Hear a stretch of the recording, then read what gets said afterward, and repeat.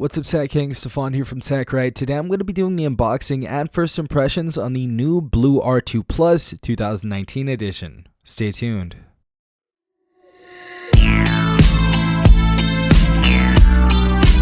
Alright guys, so obviously you guys know who BLU is. I featured them a lot on my channel with the BLU Vivo 11 Plus and the BLU Vivo XL4. This is going to be a very affordable handset, only $99.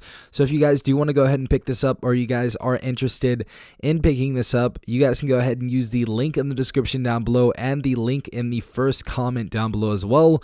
It is going to be an affiliate link, so everything does help out. First of all, I did get the chrome or silver edition. It looks pretty dope. You guys will see it in a second, but this is only $100. Let's go ahead and take a look at the specifications real quick. So as far as the specifications, we have a 6.2-inch HD plus 19:9 all-screen design. So this is going to be an all-screen design. It's going to look pretty dope. We have a 720 by 1500 resolution, and this is going to be 268 ppi. We also have a 1.5 gigahertz quad-core processor, 16 gigabytes of internal memory, 2 gigabytes of RAM inside this device. We have a dual 13 plus 2 megapixel main camera with LED flash. We have an 8 megapixel selfie with LED flash, which is cool. So we have a LED flash on the front as well. Blue Final Touch, advanced security fingerprint sensor, 4G LTE high speed up to 150 megs. We also have a built-in power saver mode hotkey, micro SD card up to 64 gigabytes if you guys do want to go ahead and use one, a 3000 milliamp battery, and Android 8.1. So this is going to be the kind of device that you are going to give to your kid, or maybe you are on a budget and you really need something under $100. This is definitely going to be a phone that you want to look towards. So let's go ahead and open this up. So first thing we have is the phone right here. We're going to save the best for last. Next, we have the IMEI information. And let's go ahead and open this tab right here. But as you guys see, we have this black and gold emblem with the B, that's just pretty cool. So let's go ahead, fold this back, and see what type of goodies we get inside of here. All right, guys, so first and foremost, let's go ahead and take this off really quick. It looks like we get a clear case. So we get a clear TPU case, which is actually pretty cool to see that we get a case with a $100 phone. So that's pretty dope that BLU puts that in there. It also looks like we get a wall charger right here, which is pretty dope by BLU.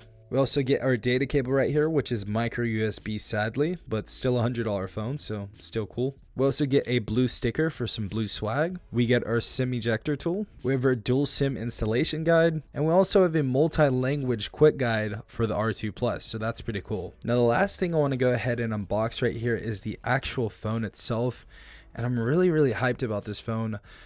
Just because it's a $100 phone. Okay, so we have the back right there, but let's go ahead and take off the front real quick.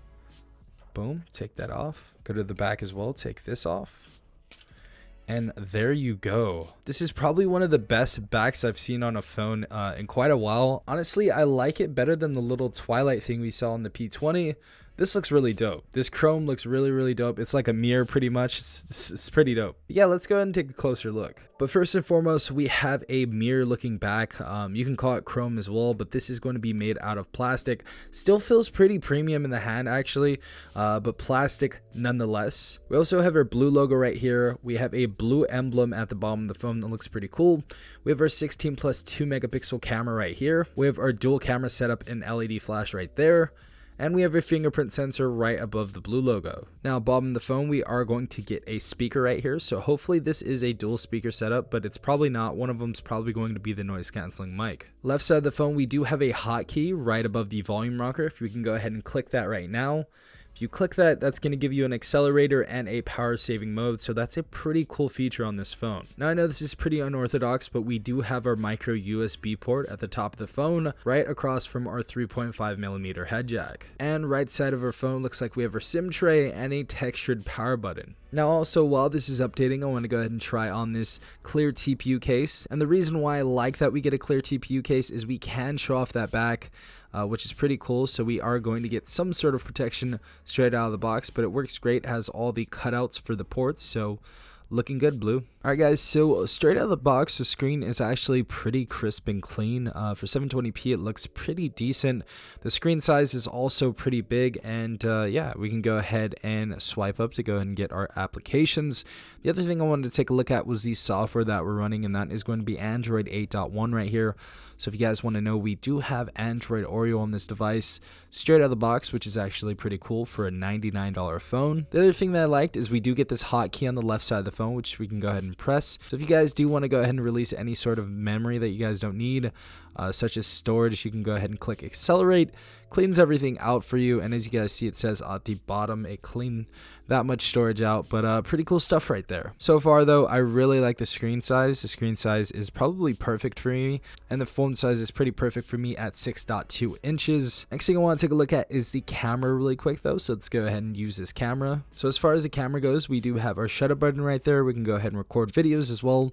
Now, if we do go into the setting, it's going to show you a few different things such as exposure, scene mode, white balance, image properties, anti-flicker, and we can go ahead and swipe right here and it shows us some other settings for our camera. We can go ahead and click on what picture size we want. If you guys want 4x3 you can, or 13 megapixel 16:9 you can. Yeah, you guys can go ahead and change the different settings if you would like to. Also for a video, I'm pretty sure we're going to be getting 1080p 30 frames per second, so I don't think this is capable of 60 frames per second as it is a $99 phone, but we're going to go ahead and take a picture really quick and see how decent this looks. Now that looks really good, but do know under these circumstances I am using studio lighting, so it is going to look very good. We're going to try this later on in the full review on different types of lighting areas, and we're going to go ahead and see how good this camera actually is. We also have a little portrait mode we can go ahead and use right here. Let's go and try this out, and the portrait mode as well is also pretty okay. So for $100 you guys are getting a pretty decent phone so far.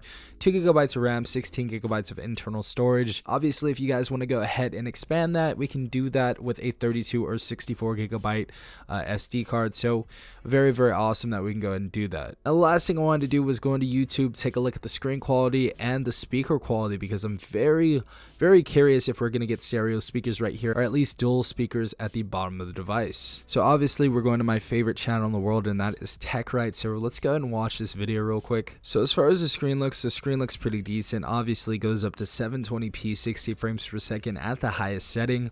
But let's go ahead and use the speakers. Now I did use the speakers right now. I'm going to go ahead and turn them up right now real quick. So just for a teaser, I'm going to be saying the Humidity F1 is a better buy.